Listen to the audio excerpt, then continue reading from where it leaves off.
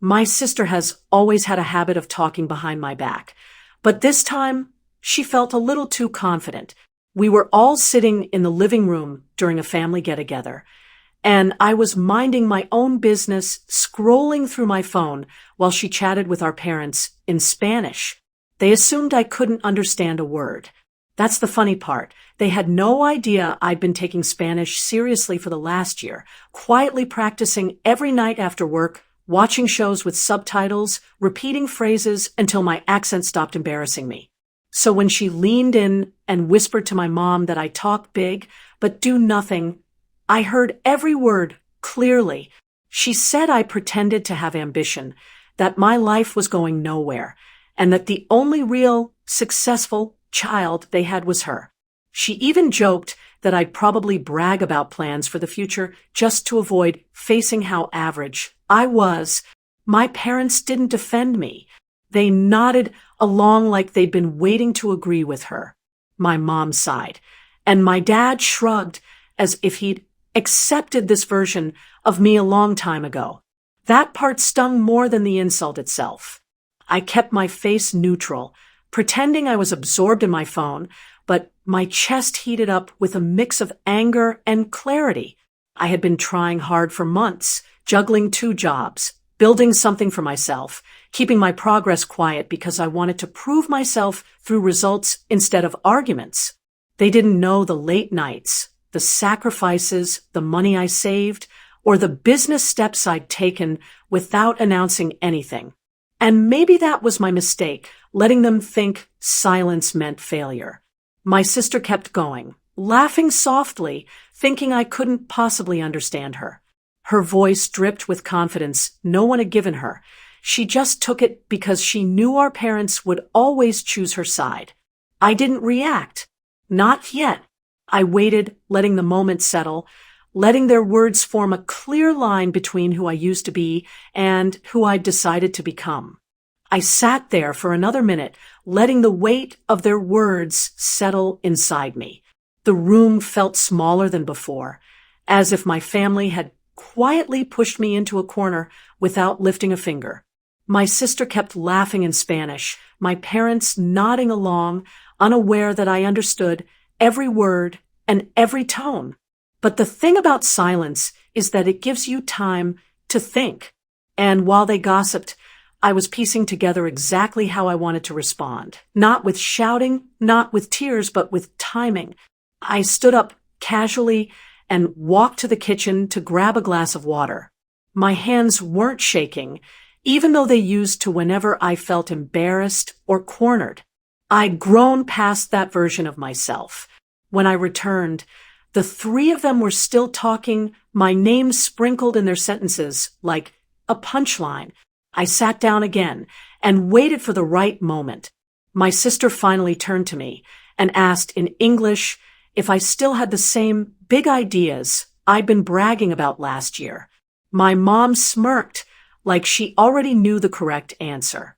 My dad didn't even bother looking up. They were expecting me to shrink, maybe make a joke, or change the subject. They expected me to stay exactly where they had mentally placed me, but I was done playing that role. I switched to Spanish, clear, confident, fluent enough to wipe the smile off my sister's face. I repeated every word she had said about me, every insult she thought I didn't hear, and I watched the color drain from her cheeks. My mom's jaw dropped. My dad froze, like he couldn't decide if this was impressive or threatening. My sister tried to interrupt, but I kept going, not loudly, just firmly. Then I explained what I'd been doing for the last year, in Spanish, not because I needed to impress them, but because I wanted them to understand that I wasn't clueless and I wasn't behind.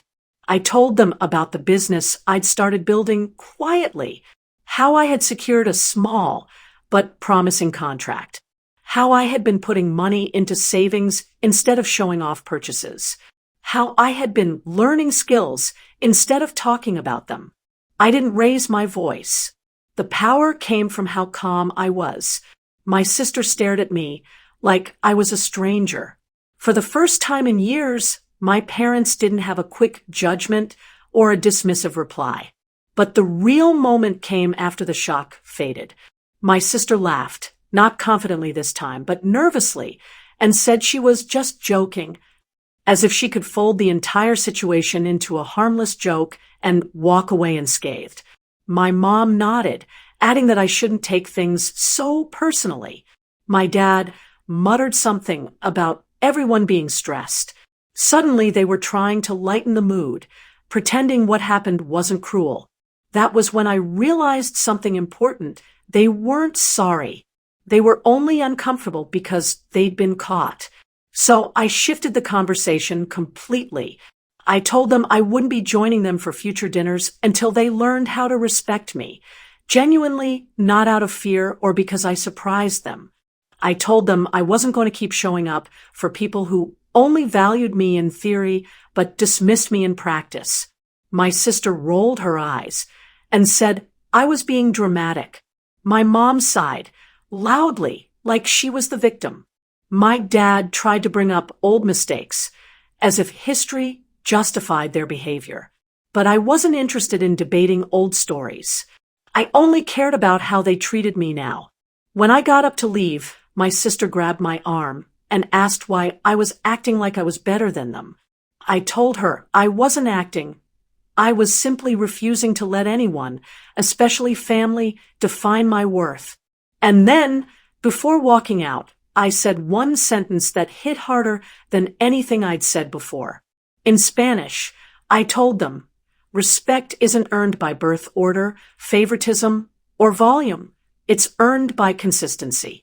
They had none, and I was done pretending they did. When I stepped outside, the air felt different, lighter. I didn't have a plan to cut them off forever, but I knew I needed distance.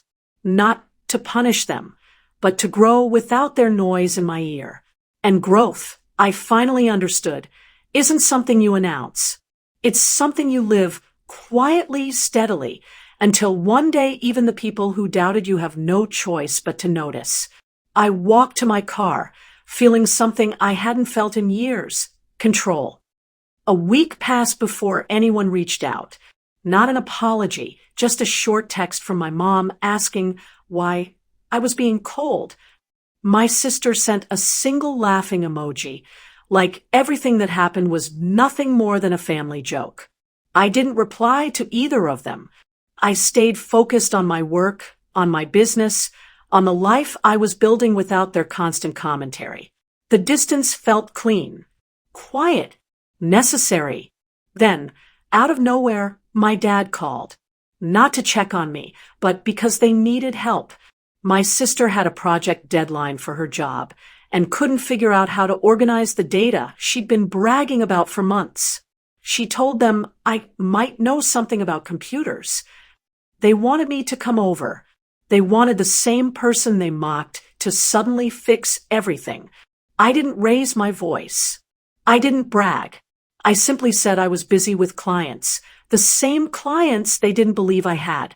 And when my dad paused, unsure what to say next, I added that respect has to come before access.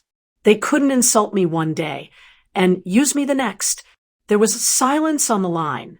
Not angry, not offended, just realization. I didn't cut them off completely, but the balance shifted.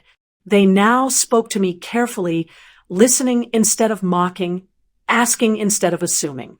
And my sister, she stopped making jokes when she thought I didn't understand.